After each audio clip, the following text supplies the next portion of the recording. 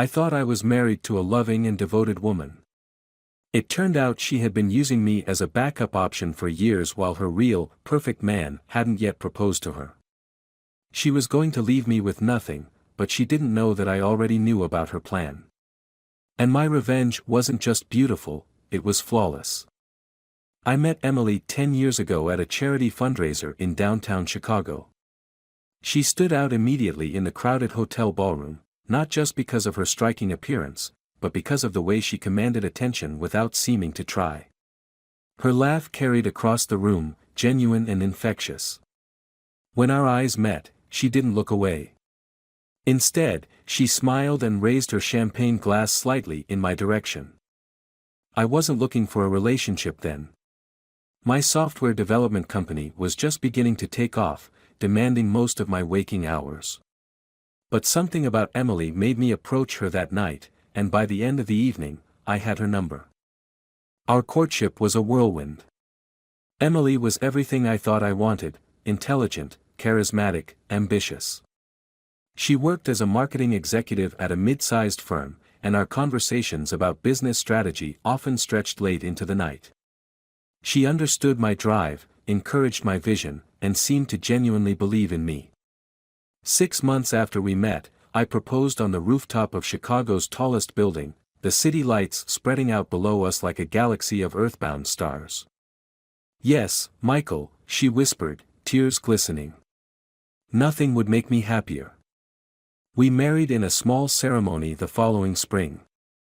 My parents were gone, and I had few close friends due to my workaholic tendencies. Emily's family seemed pleasant enough, though I noticed her mother's appraising glances whenever I mentioned my business prospects. At the time, I dismissed it as normal parental concern. We bought a beautiful brownstone in Lincoln Park, its price tag stretching even my growing financial capabilities. Emily insisted it was perfect for us, and I wanted to give her everything she deserved. We talked about children, eventually, but agreed to focus on our careers first. Life settled into a comfortable rhythm. 3 years into our marriage, my company secured its first major contract with a national retail chain. The money was substantial, enough that our financial situation shifted from comfortable to genuinely wealthy. I surprised Emily with a weekend trip to New York, expecting her excitement to match mine. She was pleased, certainly, but there was something restrained in her reaction. "This is wonderful, Michael," she said, kissing my cheek. "You've worked so hard for this." That night, she spent nearly an hour on the phone with someone she claimed was her colleague, Susan. I thought nothing of it then. As my business continued to grow, so did the demands on my time. I was often home late, sometimes traveling for days at a stretch. Emily began complaining about feeling neglected. She'd grown increasingly discontented with her own job, frequently mentioning how drained and unfulfilled she felt. "Maybe I should take some time off," she suggested one evening. "Figure out what I really want to do next." I supported her decision. Our financial situation was more than stable, and I wanted her to be happy. She quit her job the following month. I expected her to pursue new interests, perhaps take some classes or volunteer. Instead, she seemed to spend most of her time shopping, meeting friends for lunch, and taking weekend trips to visit her college roommate in Boston. I began noticing subtle changes. Emily became increasingly attached to her phone, guarding it jealously. She'd abruptly end calls when I entered the room or turn her screen away when I passed by. When I asked about it, her explanations were dismissive. "It's just work stuff," she'd say, despite no longer having a job. "Just catching up with friends," she'd explain, though the intensity of her typing suggested more. Our intimacy dwindled. She was often too tired or had a headache. When we did connect physically, it felt mechanical, as though she were merely checking a box on a list of wifely duties. I tried talking to her about it several times. "You're being paranoid, Michael," she'd say with a laugh that never reached her eyes. "Everything's fine. You're just working too hard and seeing problems that aren't there." I started to wonder if she was right. Maybe I was projecting my own stress onto our relationship. Maybe I wasn't giving her enough attention or appreciation. I made more effort, planning date nights, bringing home thoughtful gifts, trying to listen more attentively when she spoke about her day. Nothing seemed to bridge the growing distance between us. The meetings with girlfriends became more frequent. She'd return home late, slightly disheveled, her perfume mingled with scents I didn't recognize. Once, I noticed a mark on her neck that looked suspiciously like a hickey. When I pointed it out, she became defensive. "It's a rash, Michael." "God, what are you accusing me of?" I backed down, apologizing for jumping to conclusions. But the seed of doubt had firmly taken root. On a Tuesday afternoon, I came home early after a client canceled our meeting. Emily's car wasn't in the driveway, but her laptop sat open on the kitchen counter, the screen illuminated. She never left her computer unlocked. It was one of her peculiar habits, locking it even if she was just going to the bathroom. I stood staring at it, wrestling with my conscience. I had never been the type to invade someone's privacy. I believed relationships should be built on trust. But trust requires honesty, and everything in my gut told me Emily was lying to me. A message notification popped up on the screen. "Are we still on for tonight? Can't wait to feel you again." The sender's name was B. My hand moved almost of its own accord, clicking on the message thread. And there it was, everything I had feared and suspected laid bare in black and white. Messages with a man named Brian. Hundreds of them, spanning back 3 years. 3 years out of our 7-year marriage. Nearly half of our life together had been a lie. "You're my real man. Promise you'll divorce him soon. I'm so happy you finally proposed." My stomach lurched as I read their plans. Emily had been meticulously documenting our assets, consulting with a lawyer about how to maximize her share in a divorce. She complained to Brian about me, portraying me as cold, unattentive, boring. She talked about just needing a little more time to ensure she'd get half of everything: the house, the cars, the investment accounts. Brian encouraged her, "You deserve it all, baby. He's been holding you back for years." They had been sleeping together in hotel rooms while I was traveling for business. Sometimes, horrifyingly, in our bed when I worked late. The betrayal was complete and calculated, stretching back to a time when I'd thought we were still happy. "Just a few more months," she'd written recently. "Once the Peterson deal closes, his company's valuation will spike. Better to wait for the divorce until then." I sat motionless at the kitchen counter, feeling oddly calm despite the fact that my entire reality had just shattered. The numbness was a blessing, I realize now. It allowed me to think clearly rather than react emotionally. I took screenshots of the most damning conversations and emailed them to myself. Then I closed the laptop exactly as I had found it and left the house. I drove aimlessly for hours, processing what I'd discovered and considering my options. By the time I returned home, Emily was there, acting completely normal. She kissed my cheek and asked about my day as if she hadn't been systematically betraying me for years. I forced myself to respond naturally, to smile and make small talk while my mind raced. That night, I made a decision. Emily wanted to play a game. Fine. I would play too, but I would make damn sure I won. The next morning, I called in a favor from an old college friend who had become one of Chicago's top divorce attorneys. Mark listened without interruption as I outlined what I'd discovered. "Jesus, Mike," he said when I finished. "I'm sorry. That's cold-blooded. I need to know where I stand legally," I told him. "And what my options are." The news was better than I'd expected. The house, which Emily had always insisted was ours, was actually solely in my name. A quirk of the financing had required it, and we'd planned to add her to the deed eventually, something that, thankfully, never happened. My company was similarly protected, having been established before our marriage with clearly documented premarital assets. Illinois is an equitable distribution state, not a community property state, Mark explained. That means the court divides assets fairly, not necessarily equally. Given the circumstances, especially her documented intent to essentially defraud you, she'd likely get far less than half even of the marital assets. Over the next few days, I quietly consolidated my financial position. I opened new accounts at different banks and transferred most of our funds, leaving exactly $100 in each joint account, a petty touch, I admit, but satisfying. I consulted with my company's CFO about accelerating certain payments and delaying others to temporarily depress the company's apparent value. I changed the locks on my office and updated all my passwords. All the while, I maintained a facade of normalcy with Emily. I even stepped up my attentiveness, bringing her flowers, complimenting her more, initiating physical affection that she clearly found tedious but endured to maintain her cover. The irony was bitter but empowering. Then I waited, knowing that Emily and Brian's timeline would dictate the next move.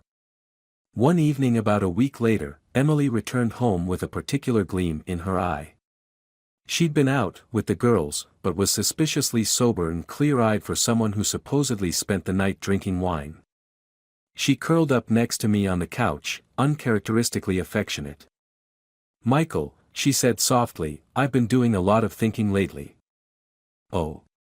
I kept my voice neutral, though my heartbeat accelerated. "I think." She hesitated, her expression carefully calibrated to convey reluctant sadness. "I think maybe we should take a break." "A break?" I echoed. She nodded, eyes downcast. "We've grown so far apart, and I've tried, but..." She sighed dramatically. "I just don't think I'm happy anymore." "You want a divorce?" I made it a statement, not a question. Her eyes widened slightly at my directness, but she recovered quickly. "I didn't want to say it like that, but, yes. I think it would be best for both of us." I was silent for a long moment, watching her squirm slightly under my gaze. "You know," I said finally, "I've been thinking the same thing." Now I had surprised her. "You have?" "Yes." I stood up and walked to my office, returning with a folder that I placed on the coffee table between us. "In fact, I've already started the paperwork." Emily stared at the folder as if it might bite her. Slowly, she opened it and scanned the divorce petition I'd had marked prepare. "You've already filed?" Her voice had lost its practiced softness. "Not yet. But everything's ready." I smiled pleasantly. "I thought we could go over the terms tonight."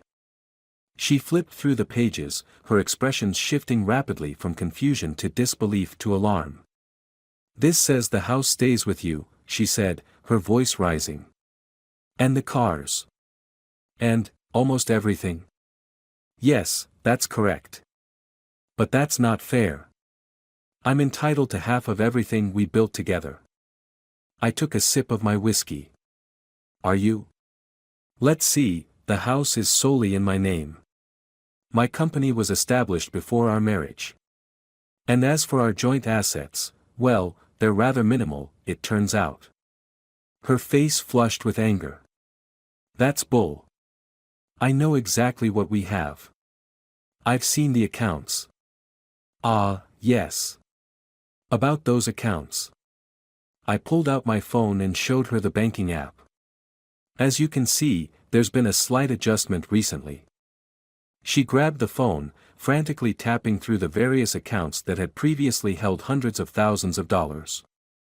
Each one now showed a balance of exactly $100. "What did you do?" she shrieked. "Protected what's mine," I replied calmly. "Just as you were planning to take what's mine." "What are you talking about?" But her eyes gave her away, they darted nervously around the room, refusing to meet mine. "Let me refresh your memory." I picked up my phone again, this time opening a recording app. Brian's voice filled the room. "Once the Peterson deal closes, his company's valuation will spike. Better to wait for the divorce until then." Emily's response, I know, baby. Just a few more months of playing the dutiful wife, and then I'm all yours, with a nice fat bank account to start our life together." The color drained from Emily's face. You spied on me?" "No, actually. You left your laptop open. Not very careful for someone planning such an elaborate con." She seemed to collapse inward, her practiced poise evaporating. Then, like a cornered animal, she lashed out. "You were never there. Always working, always with your precious company. Brian sees me. He values me. Apparently not enough to take you without my money," I observed. Her eyes narrowed. "You can't prove anything. These recordings won't hold up in court, they're illegally obtained." I laughed. "Emily, I don't need them for court. Mark assures me that the asset division in the petition is entirely legal and likely to be upheld given Illinois law. The recordings are just for you, so you understand exactly why this is happening." "Mark? My Mark? You went to my friend?" Her outrage was almost comical. "Actually, Mark was my friend from Northwestern. We've stayed in touch. You met him through me, remember?" She stood up, trembling with fury. "This isn't over, Michael. I'll fight you on every single point. I'll tell everyone what a cold, controlling husband you were. You'll what? Tell them how you faked loving me for years while sleeping with another man. How you documented your plans to take me for everything I had. How you literally discussed waiting until my company's value peaked before filing for divorce." I shook my head. "Go ahead. I'm sure that will win you lots of sympathy." Her shoulders slumped as the reality of her situation sank in. "You have until the end of the week to move out," I said quietly. "I've arranged for a moving company. They'll help with your personal belongings only, of course." "Where am I supposed to go?" Her voice was small now. "I believe Brian has a lovely condo in Lakeview. Though it might be a bit cramped compared to this place." I gestured around our spacious living room. "Oh, and Emily. Say hi to Brian for me." She left 3 days later, taking only her clothes, jewelry, and personal items. I watched from the window as the moving truck pulled away, feeling oddly hollow despite my victory. About a month later, I ran into Susan, Emily's actual work colleague, at a coffee shop. After an awkward moment, she asked if she could join me. "I hear things didn't work out with Brian," she said after we'd exchanged pleasantries. I raised an eyebrow. "Oh." Susan stirred her latte uncomfortably. "Emily didn't tell you?" "He broke it off about 2 weeks after she moved in. Apparently, he wasn't prepared for a full-time relationship, especially with someone who didn't bring the financial assets she'd promised." I supplied. Susan had the grace to look embarrassed. "Something like that, yes." I nodded, feeling no particular satisfaction at the news. "And where is she now?" "Staying with her parents in Milwaukee." "She's not doing great." I simply nodded again. What was there to say? As I drove home that afternoon, I thought about calling Emily. Not to reconcile, that bridge was thoroughly burned, but perhaps to see if she needed help getting back on her feet. In the end, I didn't make the call. Some betrayals run too deep for even basic kindness to survive. Instead, I threw myself into my work with renewed focus. The Peterson deal closed successfully, and my company's valuation did indeed spike, just as Emily and Brian had anticipated. I bought a new car, a sleek Jaguar F-Type that I'd always wanted but had considered too flashy during my marriage. I traveled more, reconnected with old friends, even started dating casually. But sometimes, in quiet moments, I wonder if my perfect revenge brought me the satisfaction I'd expected. I got everything I wanted, kept my assets, exposed Emily's betrayal, even had the karmic pleasure of watching her backup plan implode. Yet the victory feels oddly hollow, tainted by the knowledge that someone I had loved so completely had never really loved me at all. Perhaps true revenge isn't about making someone else suffer, but about finding happiness despite their best efforts to destroy you. By that measure, I'm still working on it. But I'm getting closer every day.